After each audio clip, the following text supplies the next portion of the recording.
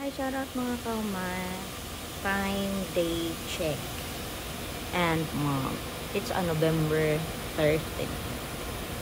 Ayun na nga guys. So, continuous pa rin ang ating November 13 ang araw ngayon.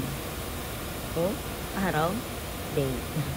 Ayan, so yun na nga guys. Continuous ang ating pamimigay ng food. Maagang pamasko sa ating mga kababayan. So, ano pa nga ba? Ganon talaga tayo. So, habang yung iba is busy sa paninira sa atin, tayo naman busy sa pagtulong. So, let's watch this. Thank you so much pala sa aking pamangkin, ang ating daan ng umapresent mula Korea to Pilipinas. Dahil nasa Korea ako, yung ating pamangkin, yung aking pamangkin at kapatid ang gumagawa. So, thank you so much sa aking pamangkin na si Brandon Olasta. Thank you so much. Let's watch this.